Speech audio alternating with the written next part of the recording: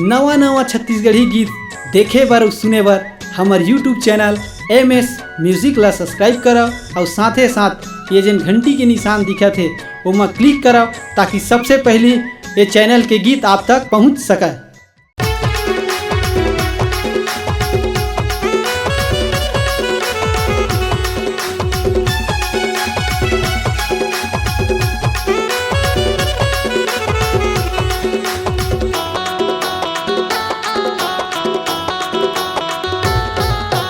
मीठ मीठ बोली मनला मोरे भागे है वो, तोर मीठ मीठ बोली मनला मोरे भागे है वो। अरे सचे कहत हम रानी योगी मोहागे है वो, अरे सचे कहत हम रानी योगी मोहागे है वो। तोर मीठ मीठ बोली मनला मोरे भागे है वो, तोर मीठ मीठ बोली मनला मोरे भागे है वो। अरे सचे कहत हम रानी योगी मोहागे है वो, अरे सचे कहत हम रानी योगी मोहागे है वो।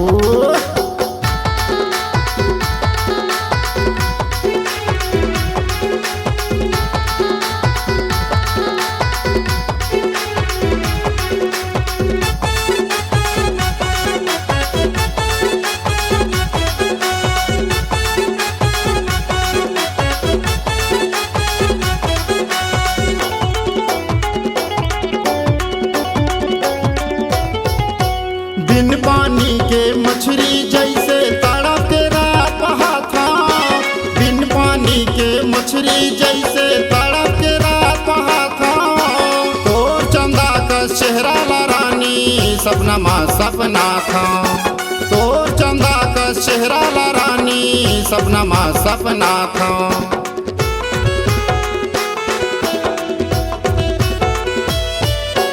बिन पानी के मछली जैसे तड़प रात था, बिन पानी के मछली जैसे तड़प रात था। तो चंदा का चेहरा ला रानी सपना माँ सपना था, तो चंदा का चेहरा ला रानी सपना माँ सपना था। और झूल झूल के रेंगाई मोर मनला भागे वो, तोर मुड़ मुड़ के दिखाई मोर मनला भागे वो।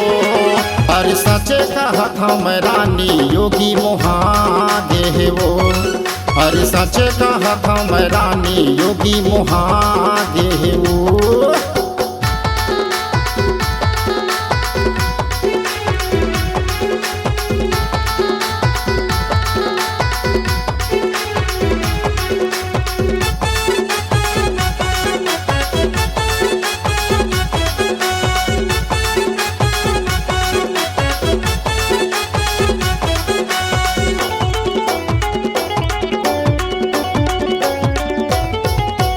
अपन मोला बनाए बर क्रिया कसम खवाए, अपन मोला बनाए बर क्रिया कसम खवाए। प्यार माया के फांदा मरानी योगीला फंसाए, प्यार माया के फांदा मरानी योगीला फंसाए।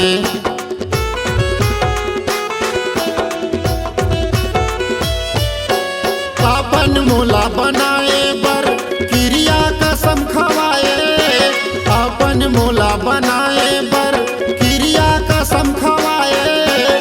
प्यार माया के फांदा मरानी योगीला फंसाए, प्यार माया के फांदा मरानी योगीला फंसाए।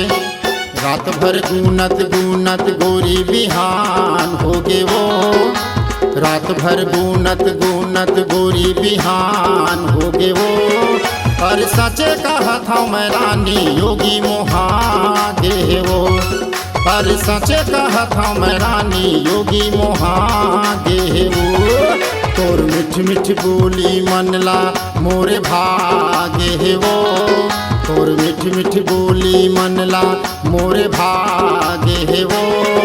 अरे सचे कहत हम रानी योगी मोहागे है वो, अरे सचे कहत हम रानी योगी मोहागे है वो।